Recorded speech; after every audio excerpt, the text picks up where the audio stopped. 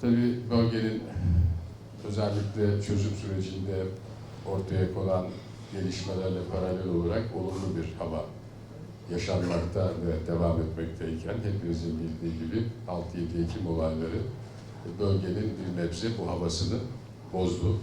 Ama Diyarbakır özellikleriyle, potansiyelleriyle bunu aşacak kapasitede ve güçte, bölge insanının da barışa ve huzuru olan ihtiyacı ve talebi de oldukça üst noktada.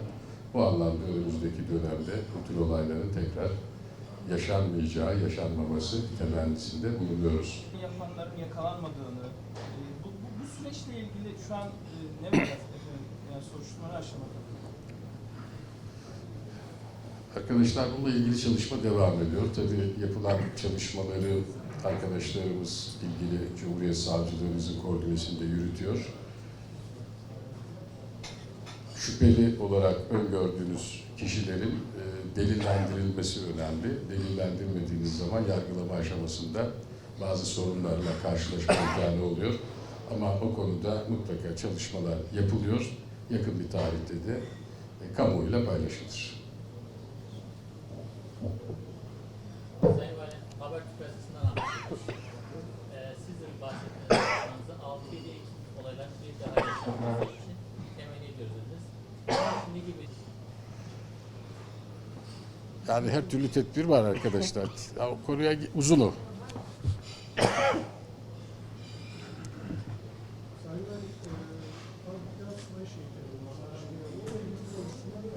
Arkadaşlar çalışılıyor ama henüz somut çok şudur deme noktasında şu aşamada değiliz ama bir takım tespitler ve değerlendirmeler var.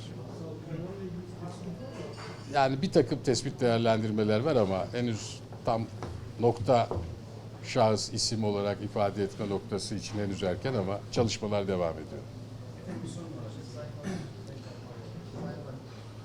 6-7 Ekim olaylarından sonra ilk açıklamanızda iki grubun çatışması olarak değerlendirdiğiniz yaşananları aynı noktada mısınız? Benim öyle bir açıklamam yok arkadaşlar. Sadece Tolga Şardan benim eskiden İçişleri Bakanlığı'nda genel sekreter olduğum dönemde o İçişleri muhabiriydi tanıdığım. Sohbet sırasındaki ifademi biraz farklı bir şekilde aktarmış. Benim çatışma gibi değil.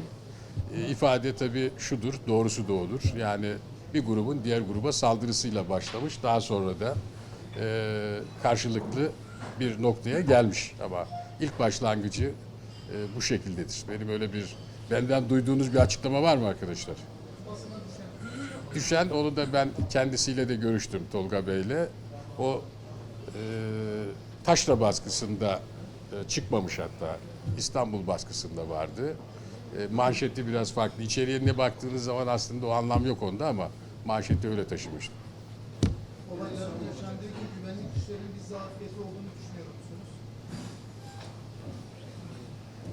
Arkadaşlar tabii o gün sizler de buradaydınız. Tabii şehrin 26 değişik noktasında aynı anda belirli olaylar cereyan etti ve olaylara müdahale etmek isteyen güvenlik güçlerine uzun namlulu silahlarla ateş edildi. Siz zırhsız bir araçla Çevik Kuvvet Polisi'ni bu olaylara müdahaleye gönderdiğinizde şehit verirsiniz. Ve şehit verilmesi de belki istendi ve beklendi. Şehit verdiğinizde yanındaki arkadaşı şehit olan bir polis memurunun hedefi ne kadar gözeterek karşılık vereceğini sizler de takdir edersiniz. Ama bütün bu olaylarda güvenlik birimlerimiz çok sağduyulu davranmıştır. Olayların daha farklı noktalara taşınmaması adına gayret gösterilmiştir. Çok provoke edilmiştir, çok tahrik edilmiştir. Ama bu anlamda arkadaşlarımız sağduyulu hareket etmiştir. Zaman zaman bu sorular dile getiriliyor ama bunun temel nedeni budur. Yani biz Çevik Kuvvet Polisimizi o olaylar içinde sokağa bıraktığımızda bilemiyoruz sayısını ama çok farklı bir sonuçla karşı karşıya kalabilirdik. Olaylara tomalarla, zırhlı araçlarla müdahale edilmiştir. Yani polisimiz olan gücüyle sonrasında jandarmamız, sonrasında da kolordudan da destek almak suretiyle olayların önlenmesi konusunda sağduyulu, soğukkanlı bir gayret gösterilmiştir. Son soru. Dün valimiz bir karar aldı. Çocukların istismarlarına yönelik bir karar aldı.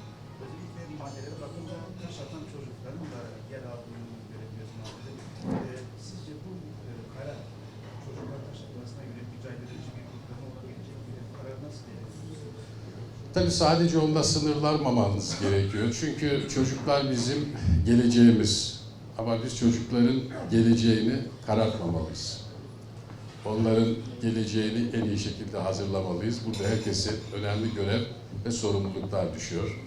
Olayların bir kısmına baktığımızda 12 yaşın altında çocuklar bile var. Bu kabul edilebilir değil, izah edilebilir değil. Çocukların yeri okullardır, çocukların yeri ailelerinin yanıdır. Sokakta çocukların bu tür olaylarda kullanılması kabul edilebilir değil. Sadece bizim o kararlarımızda bu boyutu yok. Çocukların okula devamı, çocukların okula gitmemesi durumunda onlara karşı yapılacak işlemler, uyuşturucu, diğer kötü madde bağımlılığıyla olan konulardaki alınabilecek kararlar, atari salonları ve benzeri bizim birkaç tane bununla benzer kararlarımız var ama sadece o konuyla sınırlı olarak onu görmemek lazım. O da çok önemlidir. Bence yerel basın olarak siz de bu konuyu gündeminize taşıyıp çocukların bu tür olaylarda kullanılmasının ne kadar yanlış olduğunu sizler de seslendirmelisiniz. Diyarbakır kamuoyu da bunu seslendirmelidir. Türkiye de bunu seslendirmelidir. Çocuğun yeri okuldur, çocuğun yeri ailesinin yanıdır. Sokaklar risklidir, sokaklar tehlikelidir ve o çocukların bu yaşlarda bir takım olumsuz olaylarla karşılaşması onların hayat boyu karşısına çıkacak, onları olumsuz yönde etkileyecek durumları taşıyabilir. Bu bakımdan bu yönüyle bu çocukların bu tür olaylarda kullanılmamasına herkes bu görüşe sahip çıkmalı, katkı vermeli ve çocukların bu tür olaylarda kullanılmasının yanlış olduğunu açık bir şekilde ifade edilmesinde yarar var. Hem Diyarbakır'daki çocuklarımız için, Diyarbakır için de önem arz ettiğini düşünüyorum.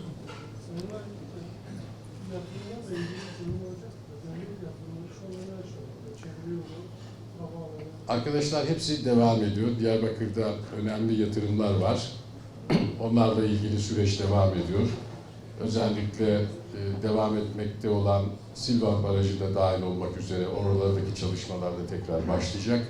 Yani kamunun bütün yatırımları devam edecek. Bunlar bu bölgenin gelişmesi ve kalkınması için önem arz eden yatırımlardır.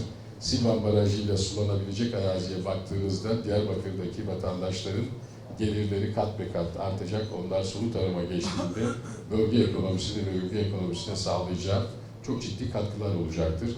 Dolayısıyla bu konularda devletin planladığı ve yürütmek istediği yatırımlar devam edecek. Evet.